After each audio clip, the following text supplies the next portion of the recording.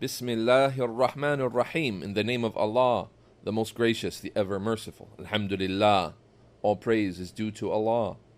Wassalatu wassalamu ala Rasulillah. And may Allah raise the rank of His Messenger Muhammad and grant him peace. Amma ba'd. As for what follows, I've been asked to offer some advice about the issue of fundraisers and the image of Islam and how it is affected by fundraisers and donation requests and the likes in the masjids, on Islamic websites, on dawah websites, as part of seminars and Islamic courses and so on. So I say, by Allah's permission, think of the dawah of the messengers. Think of the image of Tawheed, the image of the message of Islam that was conveyed by the messengers throughout history. Beginning with, for example, one of the greatest, most patient, most outstanding and virtuous, forbearing prophets and messengers of all time, Nuh, alayhi as-salatu was-salam, said to his people, Ya qawmi, la as'alukum alayhi malan. When he came with his mission, he said, and my people, I don't request of you any money. In ajriya illa ala Allah. My recompense shall be only from Allah. And this was part of the introduction of the message of Tawheed to the people. A proof that this messenger is not seeking to gain any finances, and gain any financial status, gain anything out of this call. But the call is being made to bring the people back to obedience to Allah, worship of Allah, singling out Allah with all kinds of worship, with every act of worship. And that it is not a call of an individual who wants status or money. That was part of their introduction, the introduction of the prophets of their message. Listen, in Surah Shu'ara, in the surah called Ash-Shu'ara, we have from Allah Azza wa Jal information about the introduction given by a number of prophets. We've got Nuh again, we've got Hud, we've got Salih, we've got Lut, we've got Shu'aib. Subhanallah. We've got at least 5 prophets there mentioned with their introduction of their da'wah, and all of it was one. Of course, the essential core message of every prophet was always one: to worship Allah alone and to shun false partners for Allah. Tawheed.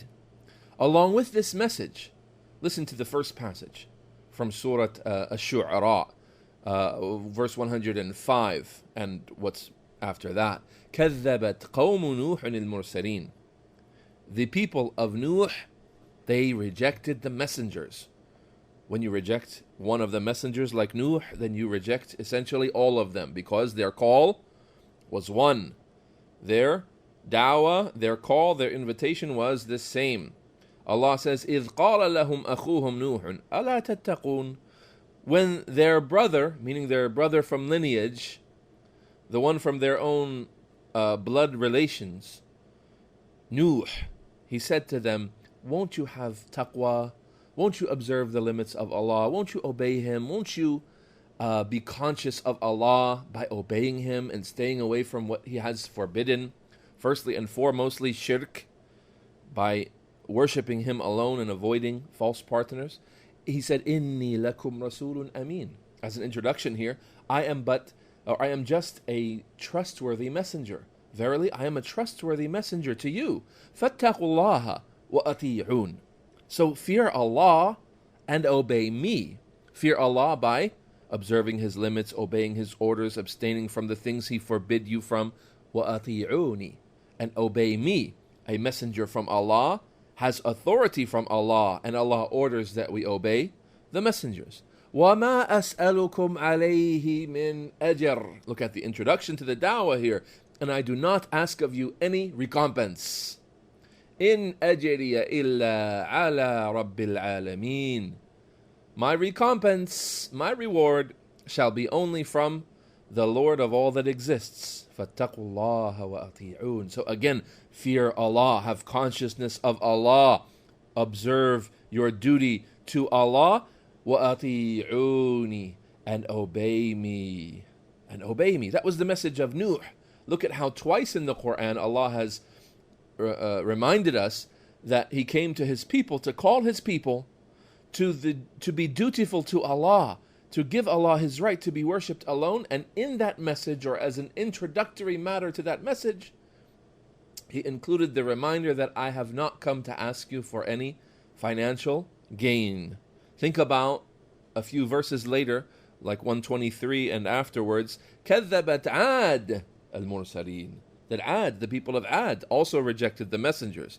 إِذْ قَالَ لَهُمْ أَخُوهُمْ هُودٌ أَلَا تَتَّقُونَ, when Hud, their brother from lineage, said to them, will you not have taqwa? Will you not be conscious of Allah? Will you not observe your duty to Allah? إِنِّي لَكُمْ رَسُولٌ أَمِينٌ, verily I am to you an honest and trustworthy messenger. فَاتَّقُوا اللَّهَ وَأَطِيعُونَ, so fear Allah, be conscious of Allah, observe your duty to Allah, and obey me. وَمَا أَسْأَلُكُمْ عَلَيْهِ مِنْ أَجْرٍ, and I don't ask of you any recompense, any financial reward or recompense for what I'm doing. إِنْ أَجْرِيَ إِلَّا عَلَىٰ رَبِّ الْعَالَمِينَ, the same message as Nuh.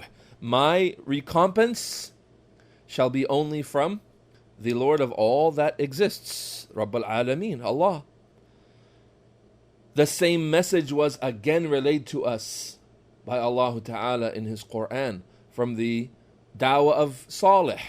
كَذَّبَتْ ثَمُودٌ al-Mursaleen. Thamud, the people called Thamud, they rejected the messengers by rejecting Salih. إِذْ قَالَ لَهُمْ أَخُوهُمْ صَالِحٌ أَلَا تَتَّقُونَ, when Salih, their brother, came to them saying, will you not fear Allah? Will you not be conscious of Allah? Will you not observe your duty to Allah? And the verses go on in with the same message, that each and every messenger said the same thing, and part of that message was وَمَا أَسْأَلُكُمْ عَلَيْهِ مِنْ أَجْرٍ, I ask of you no recompense, I ask of you no money, no financial gain. إِنْ أَجْرِيَ إِلَّا عَلَىٰ رَبِّ الْعَالَمِينَ, my recompense shall only be from the Lord of all that exists. Later on in the same surah, كَذَّبَتْ قَوْمُ لُوطٍ الْمُرْسَلِينَ, the people of Lut had rejected the messengers by rejecting Lut. When their brother Lut said to them, and so on, part of the message was وَمَا أَسْأَلُكُمْ عَلَيْهِ مِنْ أَجْرٍ, and I ask no recompense from you for this work. إِنْ أَجْرِيَ إِلَّا عَلَىٰ رَبِّ الْعَالَمِينَ. And then later in the same surah, Ashab al-Aykah and Shu'aib, who said to them, أَلَا تَتَّقُونَ, and on until he said, وَمَا أَسْأَلُكُمْ عَلَيْهِ مِنْ أَجْرٍ, and I don't seek any recompense from you for this. إِنْ أَجْرِيَ إِلَّا عَلَىٰ رَبِّ الْعَالَمِينَ, my recompense shall only be from the Lord of all that exists.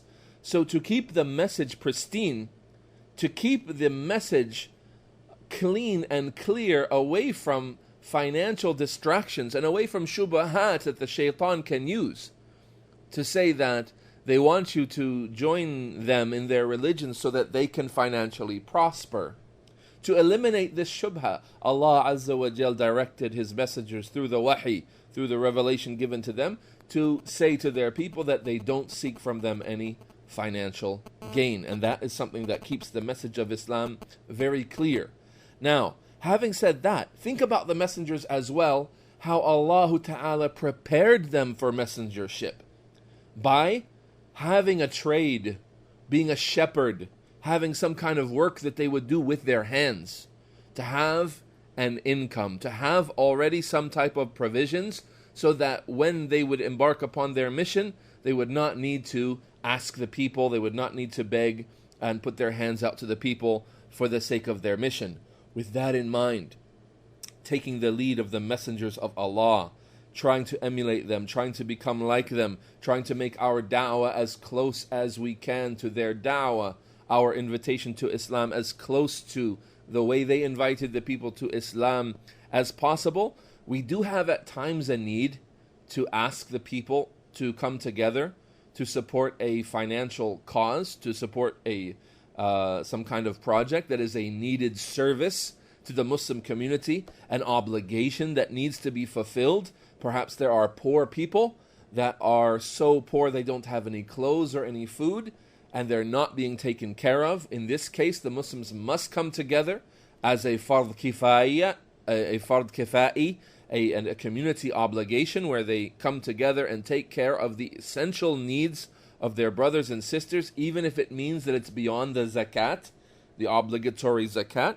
They must come together and take care of the needs of those who are suffering, those who are dying, those who are without their basic, most essential needs in this life. Similarly, masjids need to be maintained. Similarly, schools need maintained. Children need educated. Similarly, the invitation to Islam must be ongoing, and efforts to promote the religion of Islam and to clarify it and give it its due distinction from amongst the different invitations to different religions, to make the sunnah of the Messenger sallallahu alaihi wasallam clear to the people and convey the message of Islam to the people in its pristine original form. That is also a community obligation upon every Salafi community everywhere. So in this case in the West, we want, to the best of our ability, to have a message of Islam that is not mixed with a request for donations, as this can be something that turns people away from Islam. And I wallahi, about 20 years ago, in my first year of Islam, I remember the refreshing feeling that I had being in the masjid, being in the various masjids that I would go to, and the people would put their faces on the floor and make sujood, and all of it to me was amazing, and I was, sucking it all in for the very first time. These people have their faces on the floor, whispering statements of praise and requests to Allah Rabbul Alameen, all this beautiful tawheed that my fitra was so attracted to, and I was embracing it and loving it. I was so refreshed to see all of this, and no call to donations. At that time, Allah Ta'ala protected my ears and protected me from seeing people in open fundraising activities or passing a basket around or asking people to donate to a box or something. So for a long time I had this great feeling, this refreshing feeling of a religion that is not asking things from me, but it is giving me guidance and giving me proper teachings. Then later I began to encounter fundraising efforts, and wallahi, the first time I saw a fundraising effort, I thought this is like the Christian religion. But alhamdulillah, Allah had by that time made my heart firm upon tawheed and connected to His religion, so that it wasn't much of a distraction. It was a bit of a bad feeling. It was a bit of, a disappointment for me to see Muslims openly asking for money for the needs of a community or for some cause, and it resembled to me the way of my previous religion, Christianity, where it was an essential part of every house of worship that at the end of the service, in the middle of the service, even in the beginning of the service, baskets were passed around, coins and bills were collected as an essential part of that religious service. So it was disappointing for me to see it the first time, and then it became more and more that I was able to see it, and it was, wallahi, something that disheartened me in the very beginning of Islam.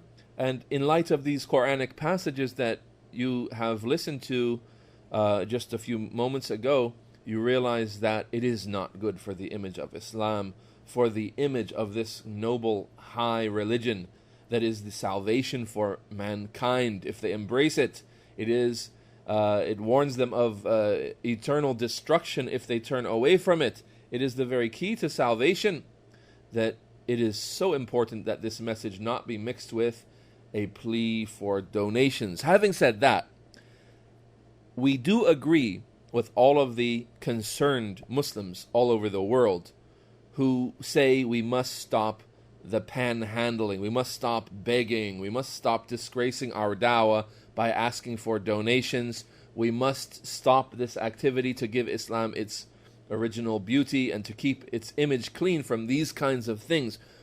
Having said that, there are people who have gone overboard, and I'd like to to ask Allah Ta'ala now to help us strike that balance that we need to have as Muslims, that we see a problem that needs to be fixed, and we need to find the solution that has balance in it and fairness. It is not a solution to this problem to go to those people who are asking for donations to maintain a masjid, or to pay the salaries of teachers at an Islamic school, or to finish the building of a masjid, or to maintain or provide some essential community service. It is not fair, balanced, or appropriate for us to go to those people who, as sincere brothers and sisters in Islam, have been forced into that situation by our stinginess. It is not appropriate for us to go to them and point the finger of blame at them and say, using these verses and using the Islamic reminder to keep your dawah clean of donations, of requests for donations, and pleas for financial aid and those kind of things. You don't go to those people who are only doing that. They're upright people, wallahi. I know the people at Troid who are forced to do that to maintain the essential community services that they provide. People who have volunteered for years without receiving any money. People who have volunteered for years as voluntary workers, not receiving compensation for years. Now these people have stepped up to make sure that a continual service, a consistent community service is provided, and some compensation is provided to them for that, for the sake of regulating the volunteer work, not for the sake of getting rich, not for the sake of becoming prosperous financially from this dawah, but for the sake of regulating it and keeping it consistent and making sure that the essential needs are being fulfilled, the essential needs of a community, the essential services needed by a community are being fulfilled. These people step up and take the blame of people who would cast blame on them, saying, look at them begging, look at them asking for money. Wallahi, they're asking for money because the community has not supported its masjid, because the community does not support its school or its efforts to convey the message of Islam, the most essential elements of any Muslim gathering. Those elements, those essential community services are not being fulfilled. And these are people who are shy to ask for money. These are people who are shy to put their hands out and to request donations. Yet they're being forced into that, or they're because they face what? The closing of a masjid. They face the closing of a school. They face the loss of an essential community service that the Muslims are not allowed to exist as a group without those kinds of services. This in mind, it is extremely unfair to point the finger of blame at them and to say, look at these people asking, look at these people harming the image of Islam. That is not our goal. Our goal now is to work together and provide a solution for the problem, because part of the problem is our stinginess. Part of the problem is our lack of action, and that only a few people stand up to try to fulfill a community obligation. They are not to be blamed, brothers and sisters. They are to be praised. They are to be mentioned in good for their services. They are not to be blamed. So when we say, let's stop the fundraisers, it does not include that we point our fingers at our brothers and sisters who are trying to maintain essential community services for the Muslims. That is not our goal. Let's take the blame ourselves. How did we let the situation get like this? How do we live in a community where we don't support the maintenance of a masjid? And if we don't have a masjid, the closest thing we have is a musalla. Don't come with that argument that it's just a musalla. It's not even a real masjid, so I don't want to put some financial support to just a musalla. Akhi, if you don't have a masjid and the best thing you can do is to have a rented musalla, then fine, support it, and in that you are fearing Allah to the best of your ability. If one day you manage to maintain your place of worship that you come together to, and pray together in, and that you listen to lessons from the scholars and their students in, and that you mention the community problems and offer solutions to them in that place, perhaps one day Allah Ta'ala will open up a way for you to purchase a building and to purchase some land to have for a masjid that can become an endowment for your community, and then you could maintain it as well at that time, not by paying the rent, but it would be shifted to the payment of, in the West you have taxes on the land, in the West you have utility payments, water, heat, electricity, and so on, that sometimes can be as much as rent itself.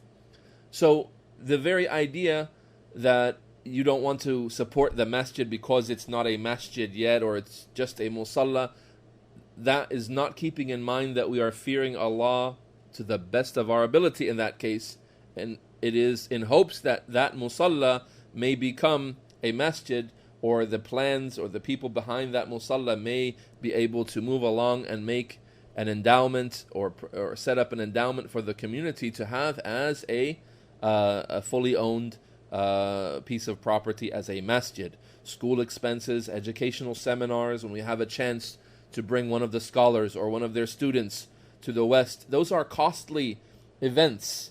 And yes, you find fundraisers. Yes, you find people at Jumu'ah asking for money from the community to support them. And yes, we don't like that. We don't like that image. We don't like the image of our religion being mixed with pleas for donation. However, let's not point the finger of blame at those people. Let's say, why did we allow our community, why did we allow our dawah to reach the point where our brothers have nothing left to do except ask the people openly to make the essential educational service work, to make it, to provide the necessary things involved in the running of that event? Why is it that we have allowed it to get to that way, to that case or to that scenario? Why is it that we see websites that are amazing websites? If you look to the websites of our brother Abu Iyad, Amjad, Rafiq, may Allah Ta'ala bless him and preserve him and grant him success in his work.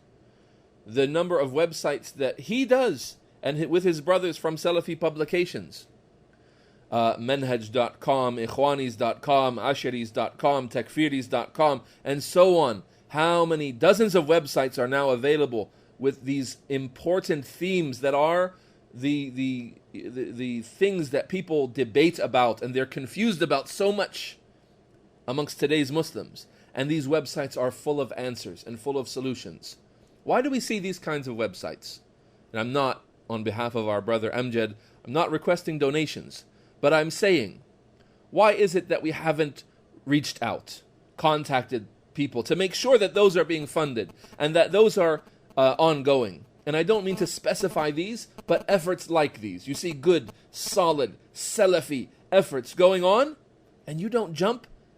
You don't take the initiative to contact the people who are doing those and offer your help. And again, I'm saying, I'm not on behalf of Amjad asking for anything for Amjad.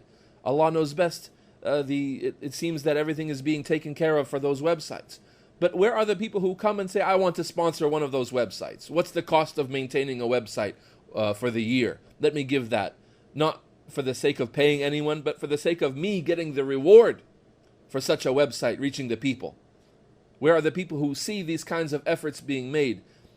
Again, not restricted to those websites, but that's a prime example. Websites being made that show the beauty of Salafiyah, and people don't stand up to get in contact with the people who promote those, who build and maintain those websites, to get behind them financially or get behind them through another way of supporting those websites. And those are essential for the dawah of Islam to be conveyed clearly, for the confusion that the people have in their religion to be cleaned up, to be cleared up, to be done away with by evidences and speech from the scholars of Islam. Essential elements of a community. We see them going on and we just assume everything is fine. And then when everything is not fine and people have to request financial help to maintain those things, we want to blame them? That is unjust, unfair, unbefitting of believers. We should do our best to stop the fundraisers. And we stop the fundraisers by being proactive, by putting ourselves forward, getting in touch with the people who are doing these efforts and these services, performing these efforts and maintaining these necessary community services. We get in touch with them and we ask, how is it that I can make sure that these services continue consistently? What can I do? If I can't give from my own money, I can talk to people that I know privately that do have money, and I can encourage them and direct them to ways of maintaining these essential services. So, having said everything that I've said here, I hope that my advice has contained some benefit that will help us get the donation boxes out of the masjid without fitna and blaming the people who are forced to do that, but by providing solutions, being proactive, finding ways of maintaining our essential services without fitna, without blaming people, in a consistent way, in a way that keeps the image of Islam clean. No fundraisers, no open pleas for donation, no requests for financial aid. All of that stops.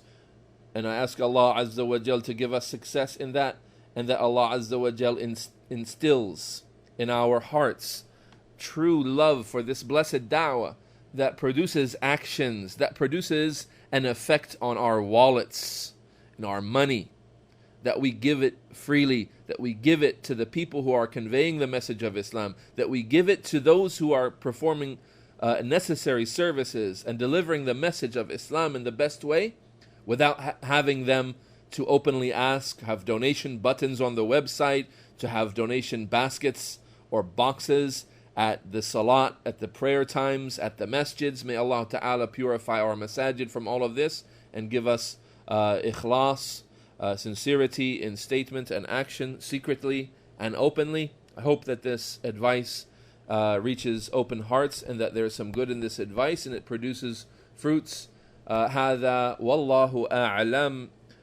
This is what I wanted to offer, and Allah Ta'ala knows best, and may He raise the status and rank of His messenger and grant him peace. وصلى اللهم وسلم وبارك على نبينا محمد وعلى آله, and upon his family as well, وصحبه and companions أجمعين, all of them. والسلام عليكم ورحمة الله.